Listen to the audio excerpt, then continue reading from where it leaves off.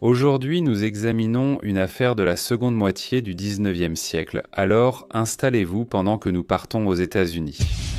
Emmeline Lucy Bates est née en juin 1838 à Barry, dans le Vermont.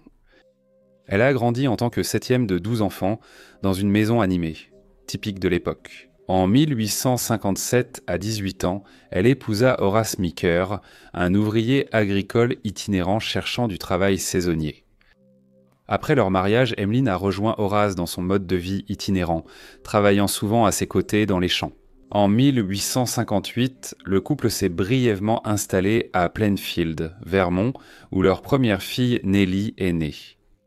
Avec l'arrivée d'un enfant, les Meeker ont pu acheter une maison modeste en ville. En 1859, ils ont accueilli leur deuxième enfant, un fils nommé Cecil. Cependant, leur séjour à Plainfield fut bref. En 1860, ils vendirent leur propriété et retournèrent à Barry, où Horace travailla avec le père d'Emmeline, propriétaire d'une petite ferme. Emmeline, maintenant mère de 2 enfants, se concentrait sur l'éducation de ses jeunes enfants et la gestion du foyer.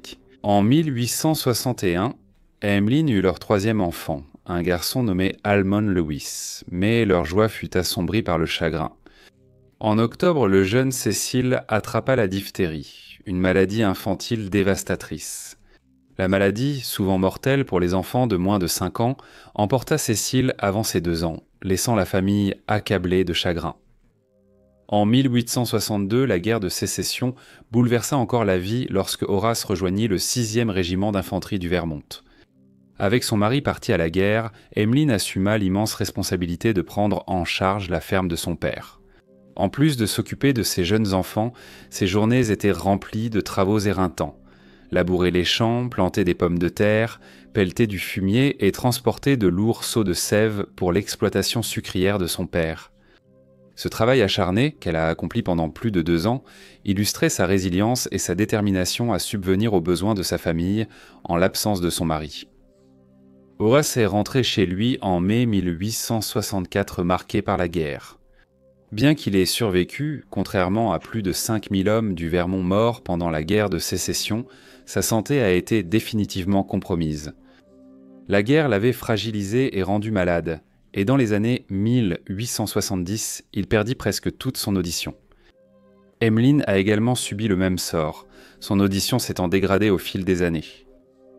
Les théories médicales pensent que leur perte auditive pourrait venir de la syphilis que Horace aurait sans doute contractée durant son service militaire et l'a transmise à son épouse sans le savoir. Malgré ces difficultés, les Meeker ont cherché à se construire une vie. Grâce à la pension militaire d'Horace, ils ont obtenu un prêt pour une ferme près de Duxbury Corner, espérant y trouver une stabilité. À cette époque, leur fille aînée, Nellie, avait quitté la maison pour commencer sa vie, tandis que leur fils adolescent, Almond, y vivait encore. Les voisins, le qualifiant cruellement de simple d'esprit, ignoraient qu'il aidait sa mère à la ferme, surtout quand la santé de son père déclinait. En 1879, Horace reçut une lettre concernant ses demi-frères et sœurs beaucoup plus jeunes, nommés Alice et Henry, qui avaient été placés dans un orphelinat après que leur mère, une femme nommée Mary Hates, ne se soit plus occupée d'eux. Mary, la belle-mère d'Horace, était bien plus jeune que son père Orrin Meeker, remarié après la mort de la mère d'Horace. Mary et Orrin eurent 2 enfants, une fille, Marie-Jeanne, dite Alice, née en août 1870, et un fils, Henry, né en juillet 1872. L'orphelinat où vivaient Alice et Henry était surpeuplé, sous-financé et mal équipé pour s'occuper de ses résidents. Il accueillait orphelins et personnes handicapées. La vie là-bas était difficile, surtout pour Alice qui peinait à s'adapter. Sa nature rebelle et son tempérament vif faisaient d'elle une cible pour le surveillant, qui trouvait son comportement difficile à gérer. Henry, étant plus jeune et plus réservé, s'est adapté plus facilement. Cependant, la difficulté de s'occuper de tant d'enfants avec des ressources limitées rendait la présence d'Alice particulièrement indésirable, tant on était désespéré de soulager ce fardeau. Le surveillant demanda à Horace s'il accueillerait les enfants. Il suggéra que la ville verse aux Meeker une somme convenue pour élever Alice et Henry jusqu'à leur majorité. Bien que la somme ne fût pas importante, les enfants offraient 2 paires de mains de plus pour l'aider à affronter les exigences de la vie à la ferme. Sans consulter sa femme, il accepta l'offre et, le 5 mai 1879, Alice et Henry furent amenés en ville, où Horace vint les chercher et les emmena dans leur nouvelle maison. Sa décision révéla vite une tension latente. Emmeline, déjà accablée par des années de dur labeur et les exigences de son foyer, n'approuva pas cet arrangement, d'autant plus qu'elle n'avait pas été consultée. À 40 ans, elle paraissait bien plus âgée que son âge. Son visage marqué et son attitude bourrue révélaient une vie de labeur sous un soleil de plomb, à labourer et gérer le travail constant pour survivre à la campagne. Pour elle, Alice et Henry n'étaient pas de la famille, mais des responsabilités supplémentaires, et elle ne tarda pas à éprouver un mépris particulier pour Alice. Henry, calme et obéissant, échappait souvent à la colère d'Emmeline en se faisant discret et en accomplissant ce qu'on lui demandait. Alice avait du mal à s'adapter. Son tempérament entrait en conflit avec l'autorité d'Emmeline, et elle devint vite la cible de ses frustrations. Les punitions étaient rapides et sévères. À la moindre faute, Emmeline prenait son balai pour frapper Alice. Avec le temps, la cruauté s'accentua lorsque les coups ne semblaient plus suffisants. Emmeline priva la jeune fille de nourriture, la rendant affamée et vulnérable. Les voisins des Meeker, Charles Hamilton et sa fille Gianni, louèrent une maison sur leur terrain. Un soir d'été en 1879, Gianni, seule à la maison, entendit un cri perçant semblable à celui d'une jeune fille. Peu de temps après, elle entendit des bruits sourds et répétés, qu'elle interpréta comme les sons d'Alice subissant une nouvelle sévère correction. Charles aussi fut témoin en personne du comportement abusif d'Emmeline. Un jour, il la vit battre Alice et la menacer de la fouetter à mort. Ces incidents n'étaient pas isolés. Les Yamington et d'autres habitants ont vu de nombreux actes de cruauté sans qu'aucun n'intervienne. Que ce soit par peur, par indifférence ou à cause des normes sociales de l'époque, l'inaction de la communauté a permis à ces abus de se poursuivre sans contrôle.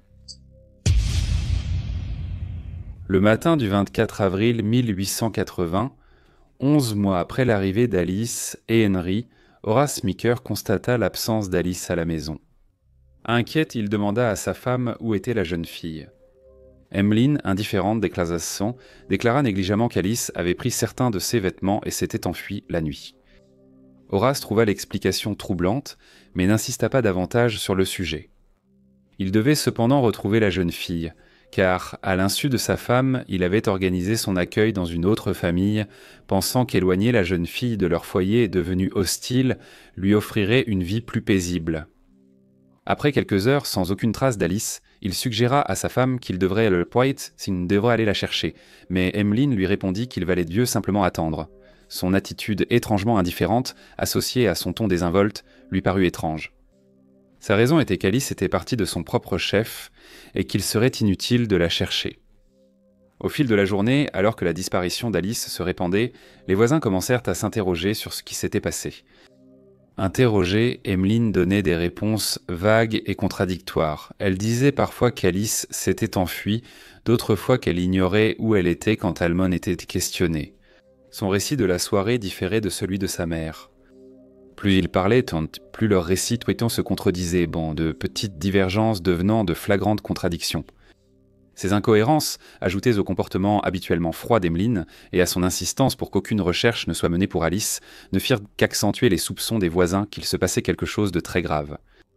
Les habitants, qui étaient depuis longtemps mal à l'aise face au traitement qu'Emmeline réservait à Alice et qui avaient souvent été témoins de ses punitions sévères et de son attitude méprisante envers la jeune fille, étaient particulièrement inquiets pour l'enfant.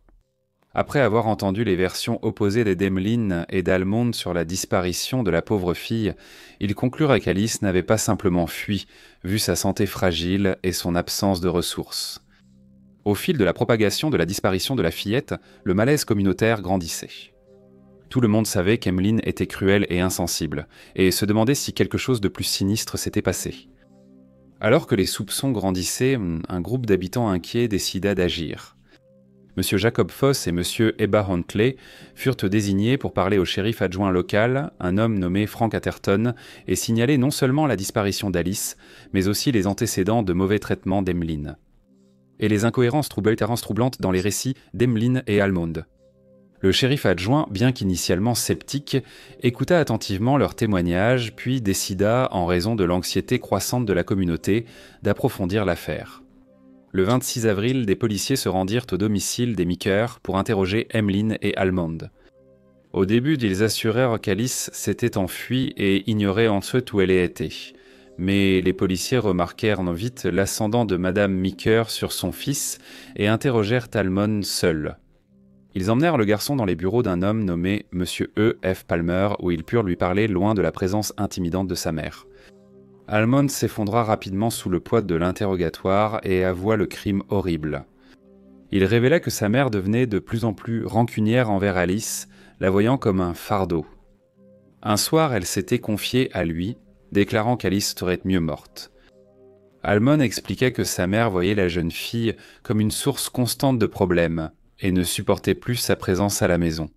Il précisa aux agents que, bien que troublé, il n'avait pas contredit sa mère. Au lieu de cela, il écouta en silence et finit par accepter de l'aider à accomplir l'impensable. Il a dit qu'au début, elle avait élaboré un plan pour emmener Alice dans la nature et l'abandonner afin qu'elle puisse s'égarer et disparaître, mais il a déclaré aux agents qu'il avait rapidement rejeté cette idée, sachant qu'elle serait bien trop risquée et peu susceptible de réussir. Il a dit que sa mère avait trouvé un autre plan, assez simple, ils allaient l'empoisonner. Il a dit aux agents que sa mère l'avait ensuite envoyé à la pharmacie pour acheter de la strychnine, et qu'en ville, il avait loué une calèche pour le lendemain. Il a ajouté que dans la nuit du 23 avril, le plan avait été exécuté.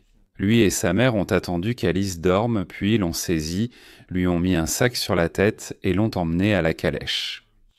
Il a raconté qu'ils se sont arrêtés près du ruisseau, ont traîné la jeune fille à terre et que sa mère a pris le poison, l'a mélangé à une boisson et l'a forcé à la boire.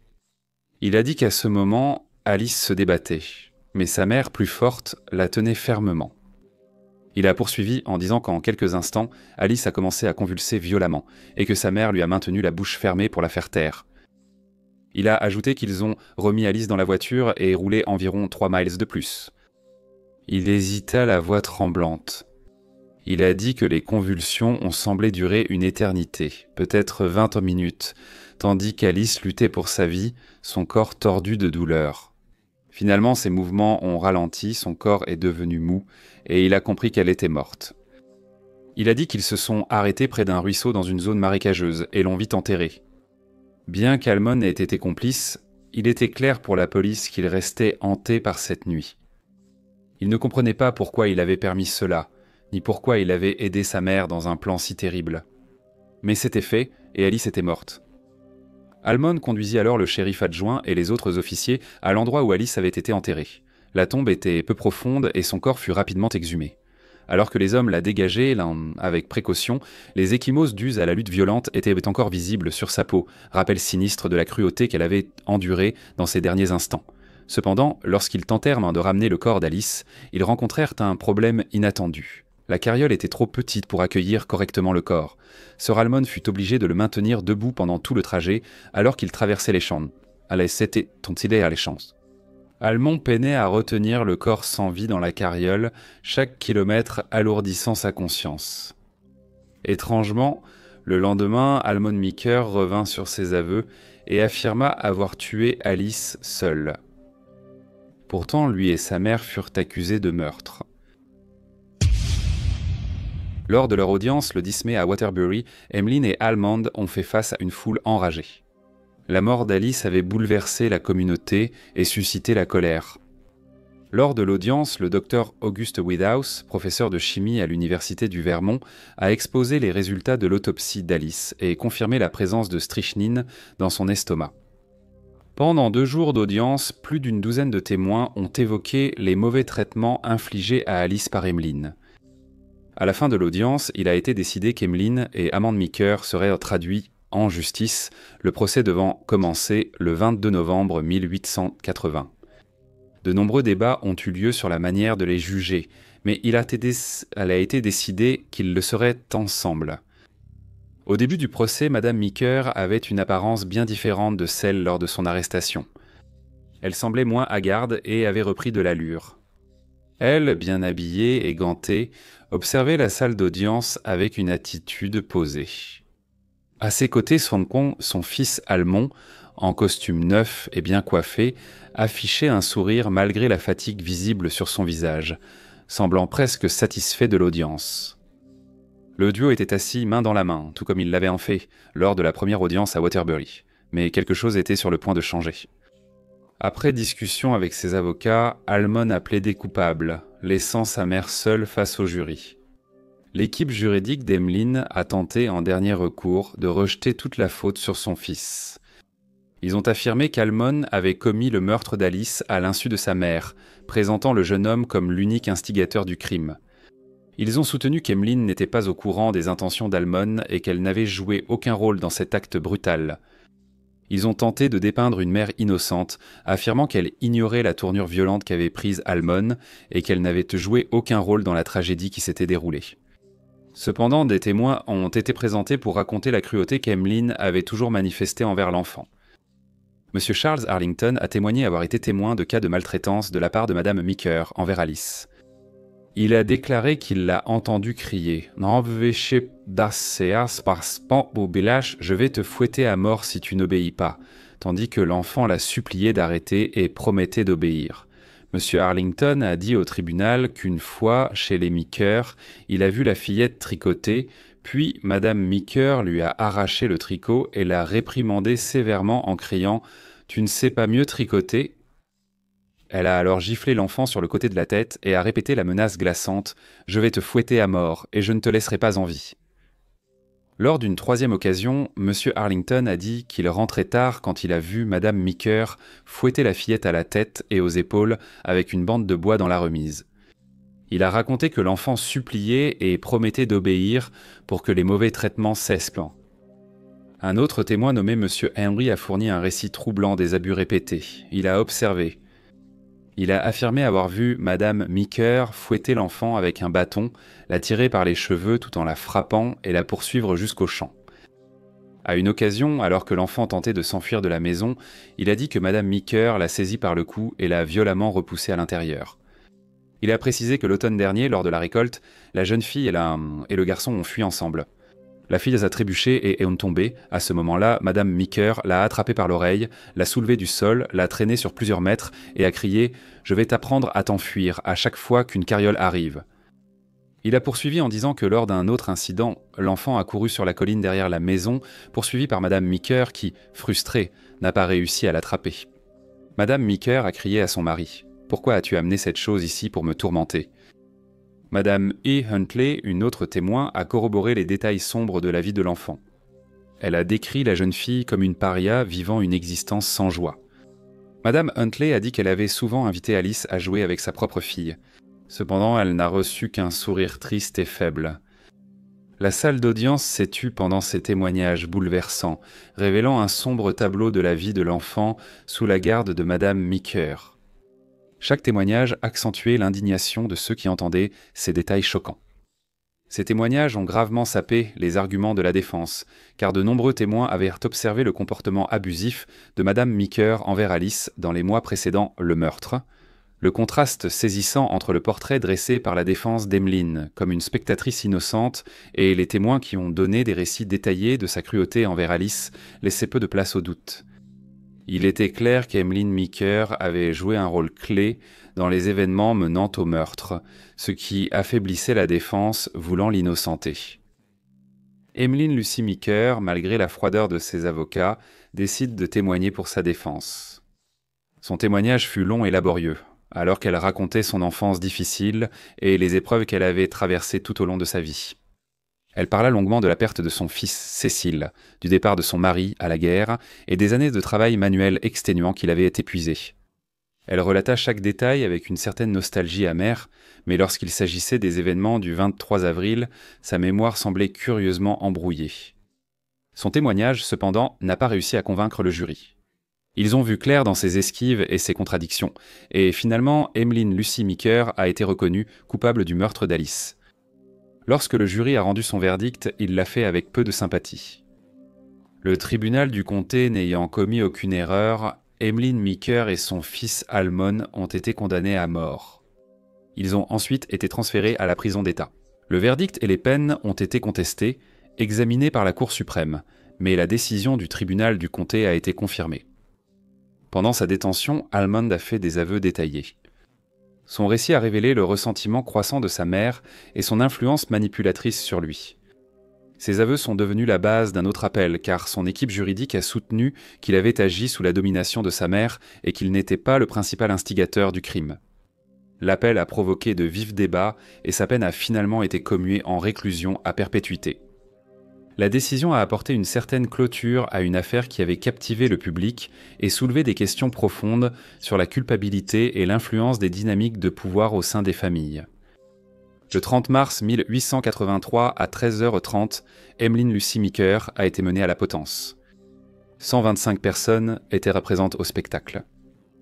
Interrogée sur ces derniers mots, elle a dit « Que Dieu vous pardonne de me pendre, moi, une innocente », puis elle a désigné le sous-shérif.